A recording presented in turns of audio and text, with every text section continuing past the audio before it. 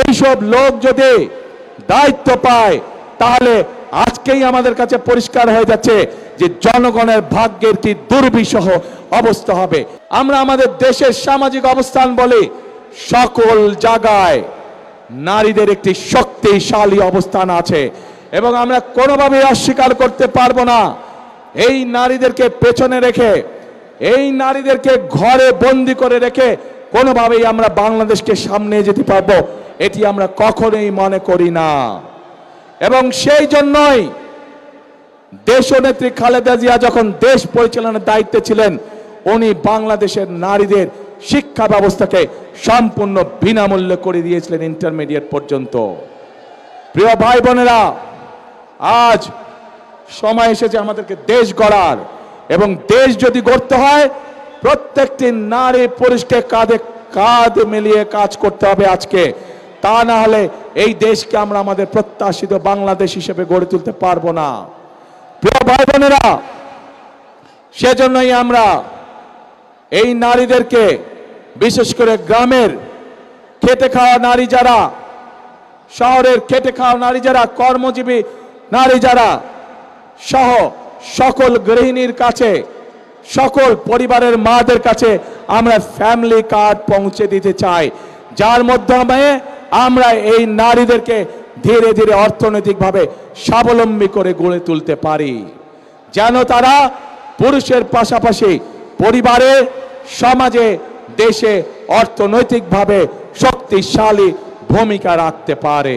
Extreme মশার coil plant fibre দিয়ে তৈরি, তাই সহজে ভাঙে না, সুগন্ধিযুক্ত ও নিরবিচ্ছিন্নভাবে জ্বলে। ডেঙ্গু, চিকুনগুনিয়া বাহি সহ যে কোনো মশার বিরুদ্ধে দেয় এক্সট্রিম সুরক্ষা। প্রিয় ভাই বোনেরা, আসুন এবার দেখে ওই যে গুপ্ত সংগঠনটির কথা বললাম, যারা বাংলাদেশের নারী সমাজকে অপমানজনক শব্দ ব্যবহার করে।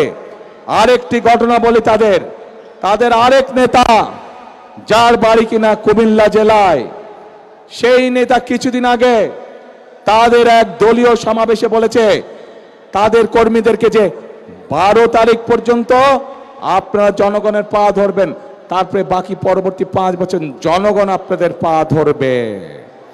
প্রিয় ভাই বোনেরা, চিন্তা করুন, এই রকম কথা কে বলতে পারে যে 12 তারিখ পর্যন্ত তাদের নেতাকর্মীরা জনগণের পা ধরবে, তাহলে 12 তারিখের পর থেকে জনগণ তাদের পিছে পিছে ঘুরবে, জনগণ তাদের পা ধরবে। এই কথা থেকে প্রমাণিত হয় কি তাদের মেন্টালিটি, কোন পর্যায়ের মানুষ হলে তারা জনগণকে নিয়ে এরকম তুচ্ছ তাচ্ছিল্য কথা তারা বলতে পারে।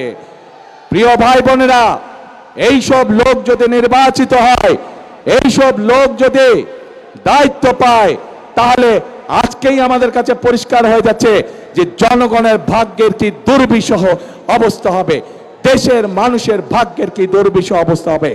যাদের মনে এই কথা এবং মনের কথাই বেরিয়ে এসছে তাদের বাস্তবে।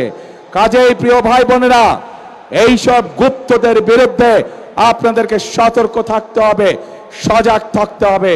যারা দেশের মানুষকে সম্মান করতে জানে না, যারা পরিকল্পনা করে রাখে যে 12 তারিখের পর থেকে তারা জনগণকে নাকে দড়ি দিয়ে ঘোরাবে, তাদেরকে উচিত শিক্ষা আপনাদেরকে দিতে হবে প্রিয় ভাই বোনেরা।